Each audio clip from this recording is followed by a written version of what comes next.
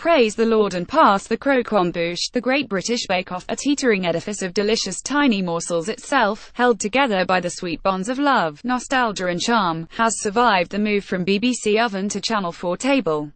It was clear from this opening episode that enough people had held enough nerve to resist fixing something that was never broken.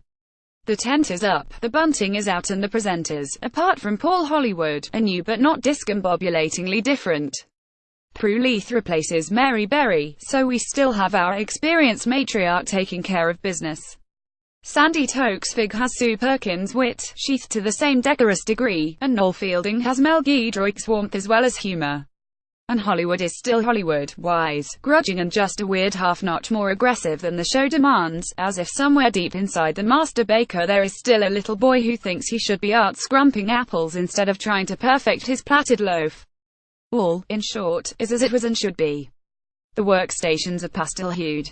There is merriment over the exposed bottoms of the technical bakes, chocolate mini-rolls and the need for a fruity conclusion to the signature cakes.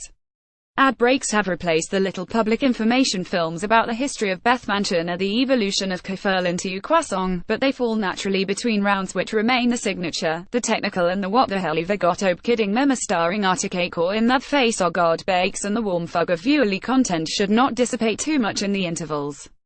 And the contestants remain the same. For the duration of the show, at least they are the best of humanity. They compete to produce something greater than the sum of their pantry parts. They share sieves. They take the job seriously without believing that it is serious. Your heart continues, as it did for the first 7 seasons unless you had already been dead for 3 months, to swell with a strange mixture of awe and entirely unearned pride as the confections issue forth, along with the occasional pang of exquisite dollar when a ganache splits, a sponge sinks or a vision simply fails. Achieving the dizzy heights of a Hollywood handshake. The Great British Bake Off. Photograph Mark Bourdil on Channel 4. Perhaps it's just because they stand now against the backdrop of a world on fire, but this year's participants seem the most lovely yet. I hope the casting people got a large chunk of the £75 million sale price, because they are surely the power behind the Bake Off throne. In the first round, Noel watches Stephen create a bonfire night cake topped with miniature toffee apples whose caramel flourishes look like flames. I think I love you, says Noel. Already, says Stephen. Jan is a molecular biologist who gleefully explains how she is creating tiny balls of mango juice that look like salmon roe for her illusion cake in the showstopper round. I liquefied agar in the mango juice. Cooled some oil. Pipe in the liquid and it creates an outer wall. Science 19-year-old student Liam is planning to make his look like a stack of pancakes. Hollywood expresses doubt. Trust me, Paul beams Liam, delivering a triumph of art onto the gingham altar a few hours later.